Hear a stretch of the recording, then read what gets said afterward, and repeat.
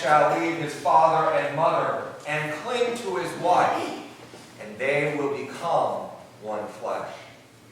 Amen. Please be seated. Here are some images for you to think about today. June and Ward Cleaver of Leave It to Beaver. The Brady Bunch. There's another one.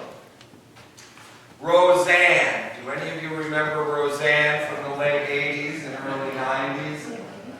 And what about today, the most famous and powerful and exciting show on television, Modern Family?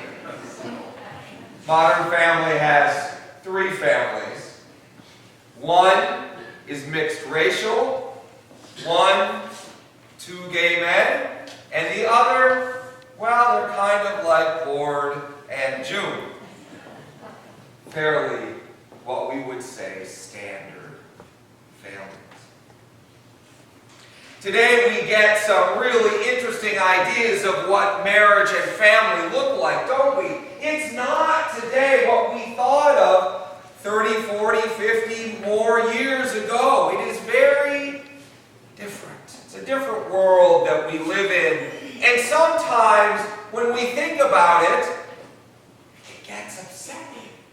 It's like, that's not what I'm used to. That's not what I want. That's not what I like. But then we're challenged because that is what is.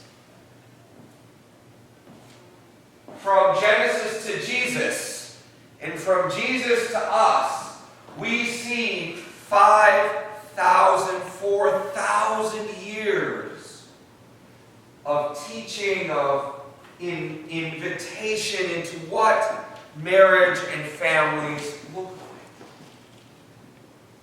For that story back at the very beginnings of the Judeo-Christian story, start with God creating a woman out of a man. How many women believe that one? Yeah. How many men believe that? That's even more the question. Sorry.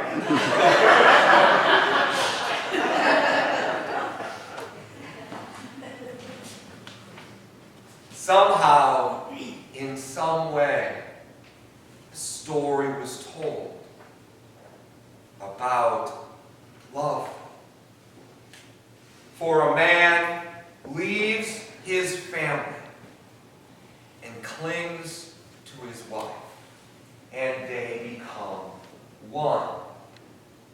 One heart, one mind, one body, and one soul.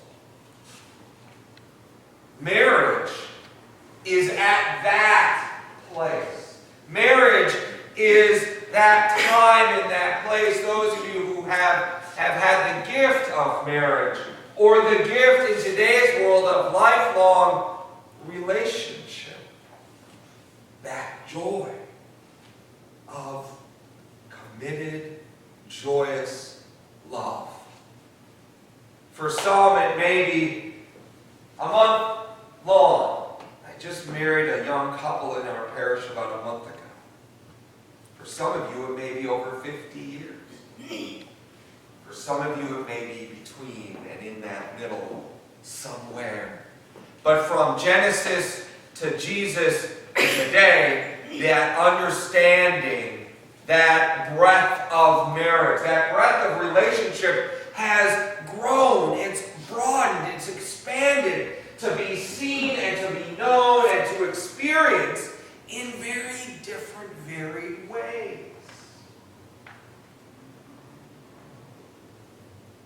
But the word that is most powerful for me today is the word cling. Why don't you say that word, cling? Cling. Now, in today's world, we often think of clinging as, I'm going to cling on to you. But to cling in a healthy way, is to join, isn't it? It's to hold, it's to embrace, it's to find intimacy, heart, mind, body, and soul. To cling on to something that gives life. In Genesis, we start here in 2, but guess what? Genesis doesn't start in the 2nd chapter. Genesis starts in the 1st chapter. Kind of amazing, isn't it? And we get the first story of creation.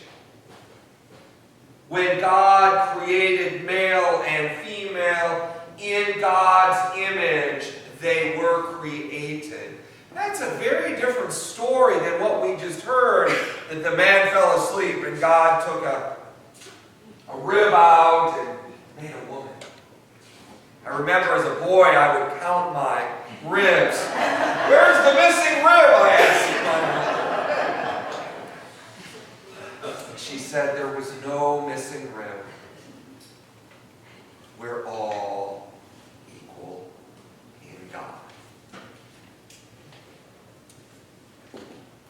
So what is marriage? What is it, that union of husband and wife, that union that we as modern Americans say is broad to that which human love is so connected to? What is that? Well, back, not to give you a history lesson, so hold on, just hold right there. There was this guy named Thomas Aquinas, and he said there are 3 reasons we get married. In his big theological, and I'm talking theological tome, called the Summa Theologica. And he said there are 3 reasons: for children, for joy, for nurture.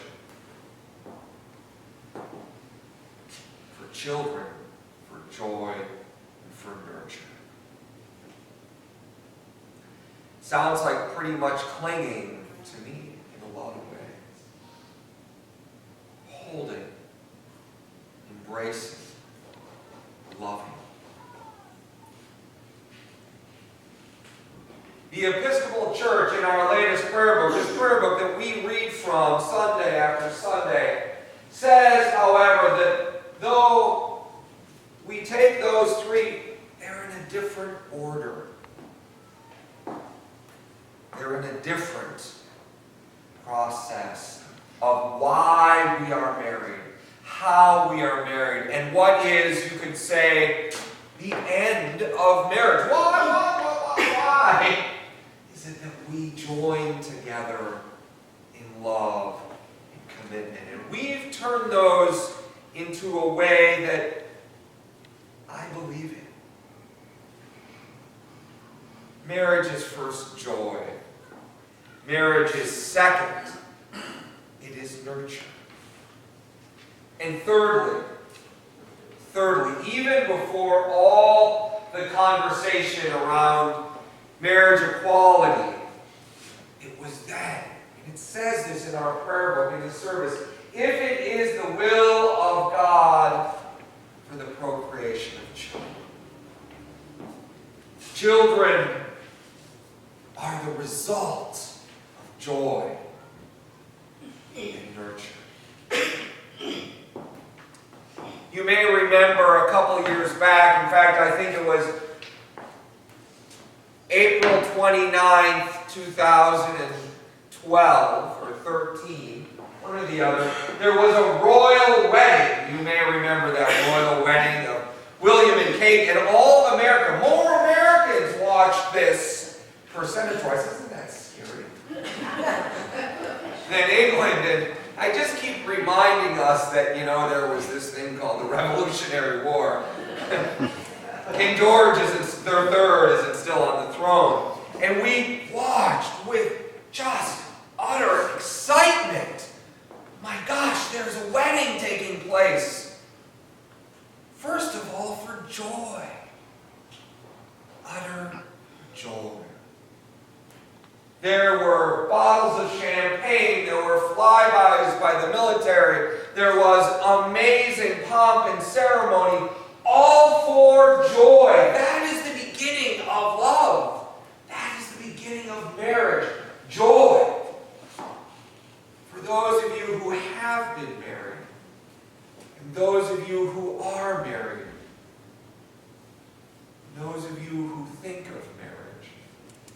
may remember those days of amazing joy. They may still be there. Utter joy in the love that is shared.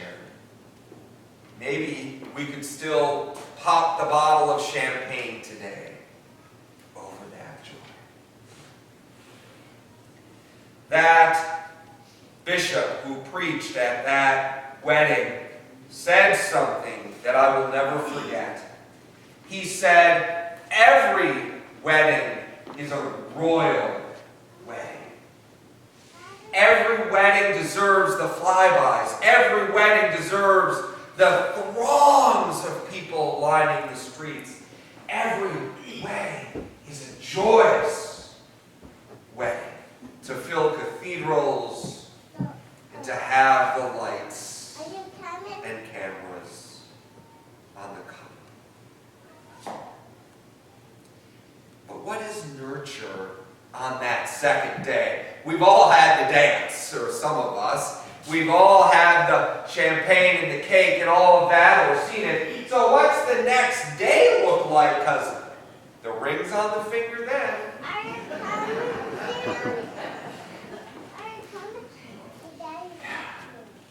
It's called nurture.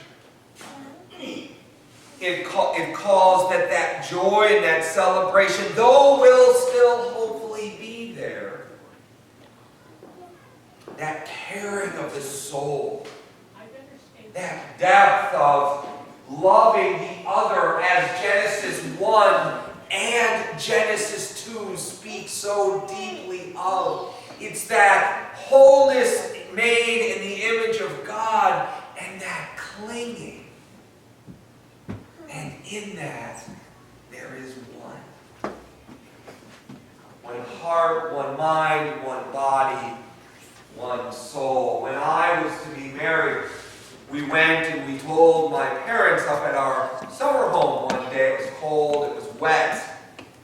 And I'll never forget, we said we're getting married, and my mom cried, which is a pretty normal response to joy. And my dad said something that's probably the most profound thing he's ever said to me. He said, take care of each other. Take care of each other. Joy and nurture are at the core of that relationship. And the gift that the Lord gives is that for some comes children. The gift that some receive and the gift that others may not, but still, though I have no children, I see these children and I weep with joy at their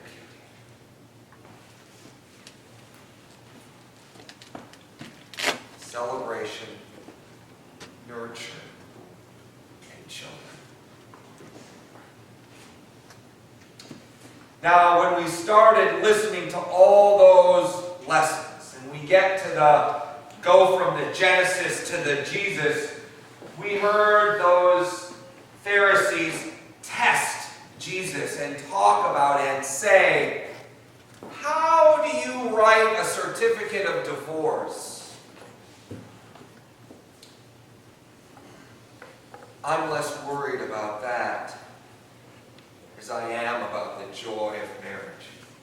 Rick and Patty are holding hands. Marriage is first. Marriage and that love, that commitment, that joy, that celebration, that nurture is where it begins. And from there, life unfolds. For there are holy endings that may be necessary for the integrity of the person, you former spouse. Holiness will build the breadth of a marriage. And we know when holiness is there and when holiness may no longer be there. And Jesus isn't speaking of that. He's speaking of the self-centered way and the challenge that is that.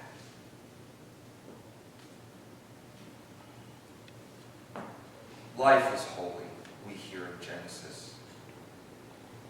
Love is holy when we cling. Cling.